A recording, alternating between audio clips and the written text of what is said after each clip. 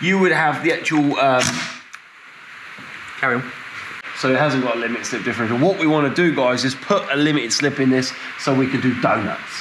Hopefully. And everybody loves donuts. I'm gonna skip my breaks, I'm gonna make mistakes. I'm gonna skip my breaks, I'm gonna make mistakes. I'm gonna skip my breaks, I'm gonna make mistakes. Look at the beautiful stars, I wanna drive a faster car.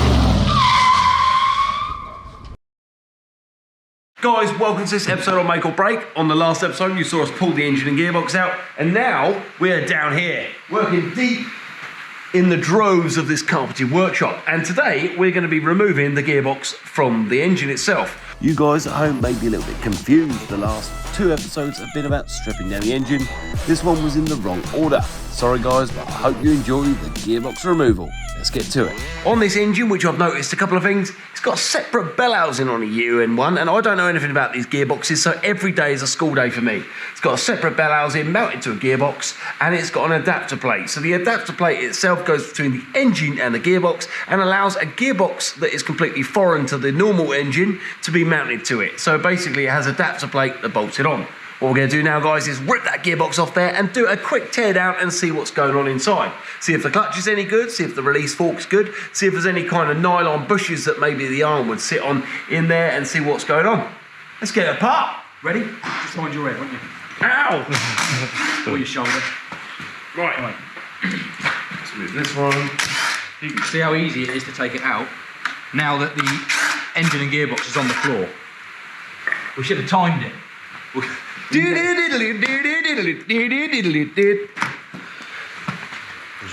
Okay, so same as like a Volkswagen gearbox, okay? The drive shafts are actually bolted to the exterior flange, the output shaft on the gearbox. What you'd normally find, okay, is that on a normal, older kind of gearbox, you would have the actual Carry on. drive shaft would be splined into the side of the actual gearbox itself.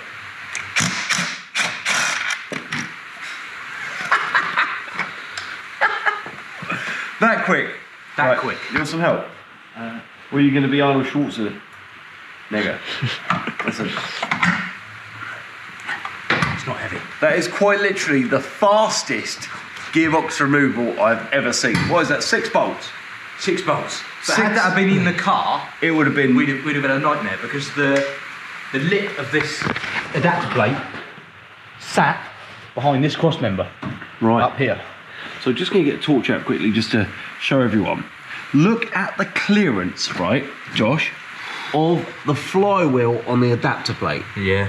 That's tight. That is well machined. That's some engineering right there, right? Yeah, that's quite tight, isn't it? The clutch, it's a lovely plate. Plate is gorgeous. That clutch looks very nice and thick. Nice and thick. Looks very boring. Sorry, sound rude, everyone, but you'd expect something a bit fancy to be in here. But if it works, why? You know, you're not going to see it, are you?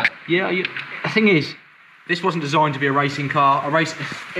You wouldn't be commonplace to see a paddle clutch or something like that in a race car. Yeah. But this isn't on that. the road, things like paddle clutches are absolutely awful to use. Yeah. Because they're on or off. So if you're going to be driving, you know, you said before that you drove this to Le Mans. I think you mentioned that once or twice. You know, if you're going to drive all the way to Le Mans in a car, the last thing you want is a racing. It's a heavy paddle clutch, exactly. No, yeah, you wouldn't want it. Right. So I wasn't. Dave, if you could take that for me. Right. What we're going to do now, we're taking the gearbox off, and we're going to fill the internal, the input shaft on the gearbox. See if there's any play in it, up and down. We're going to do that in a minute. But now what we're going to do is we're going to pull the clutch off. And what we're doing there is we're just seeing, so the most important thing about a clutch, okay, is the clutch allows you to disconnect the engine from the gearbox momentarily when you're changing gear, so you don't damage the gearbox. But the clutch itself, normally how you tell the wear on a clutch is uneven surfaces. And number 2, okay, is the rivets that hold the friction plate onto the plate itself, okay. You want the actual rivet to be here in a recessed area of the clutch pad, which I'm going to show you, and you want a gap between the rivet and the actual top of the friction pad. So we're going to look for that in just a minute. I'm going to get a gun at a 13. 13 here. There's a 13 right there. And as if by magic, my mate Josh is being a muscle man, and he is Just going to move the gearbox back here out of the way. And on that note, I think there's me thinking it was the socket that sounded horrible, and it wasn't. It's the I'm going to need a deep 13 there, because what I've just showed the nation, okay, is I didn't check my tooling correct, and I was basically ruining my my clutch bolts. And my socket. And your socket. All you viewers at home are like, why doesn't he move that light? It's right in my face.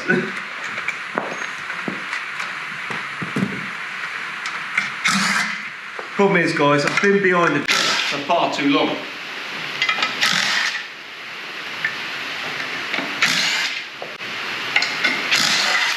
God, you've got some spring in that clutch. There we go. Right. There's a clutch plate. I'm not going to touch it too much because I've got oily hands. Okay, look at that. Dusty. So, come in here a sec.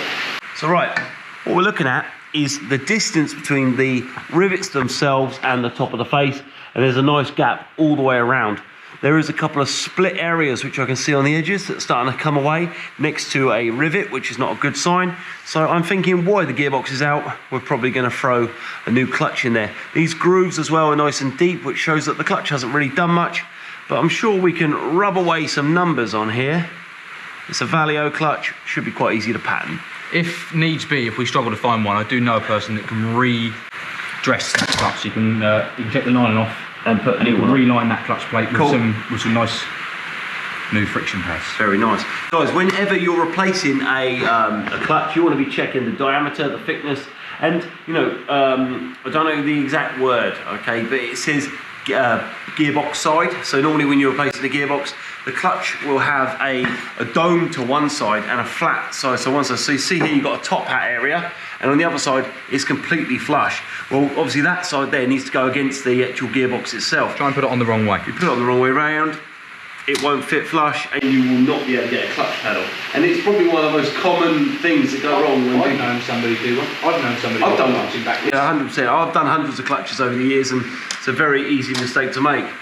We could probably get that flywheel lightened. Looking at that, that's a standard flywheel, so we could probably get that lightened. Obviously, the idea of lightening a flywheel, which I'm sure someone out there will tell me I'm wrong, I believe lightening the flywheel allows the engine to to spin a lot lighter and a bit faster. Is that right? Yeah, puts less resistance on the crank. Yep. So when you rev it, boom, it goes up really, really quick. Yeah. What a flywheel does, it can actually slow the propulsion of the engine down on a normal stock car, right? Yeah. Yeah. But also on the flip side, the weight keeps that centrifugal force of the crank roll keeps it going on low risk. So there we have it. It does serve a purpose, but we can have that lighting. Get a bit lighting. Get a lot of weight shake off. Get a bit of weight off. So the release bearing looks pretty good in there. I have noticed spigot bearing. I have noticed that the input shaft bearing probably not changing. Okay, let's have a feel of that. Let's go over to the gearbox and do a quick look at that. I don't headbutt the gearbox down. So what I've noticed is, I don't know if someone's made these, but there's some pretty nice aluminium or stainless steel output shafts on the gearbox here. So these output shafts here look really, really nicely machined. Maybe he's had them made.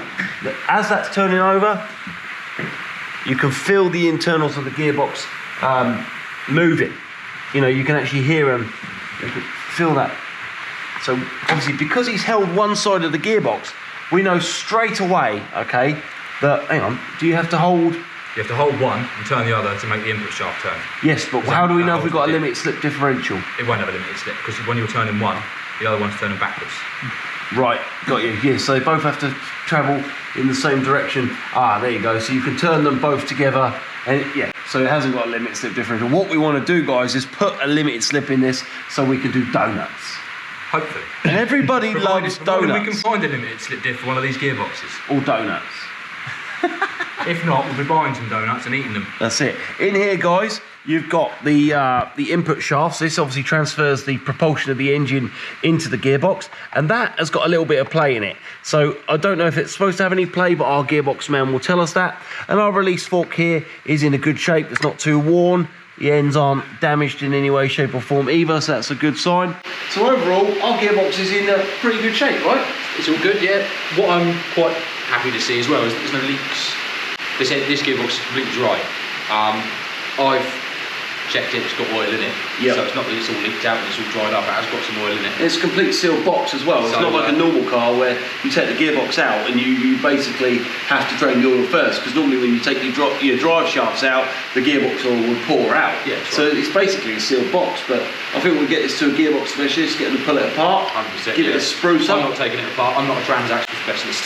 The good thing is, like little things like this, like the actual release bearing, the release Slave the cylinder. slave cylinder itself is in such a lovely position that we can clean that up, put it back in, and if it doesn't work, you're not really in much of a worse off place, because you can just replace it Especially not in a easily. car like this, because of the, once you lift the rear clam up, it's literally one of the first things you can see, unless of course the exhaust comes over it. Yeah, If we're going to use the exhaust snakes, then it's going to be a little bit more hard to Good. process. But we'll cross that bridge when we come to it. I know the clutch works, because Yeah. when we got it running in one of the previous videos, I got it running again off camera and made sure that I could get the clutch down, make sure I could get it in and out of gear. Yeah. So I know that the gearbox is sound, and I know the clutch worked. Perfect. So all of our hydraulics are okay.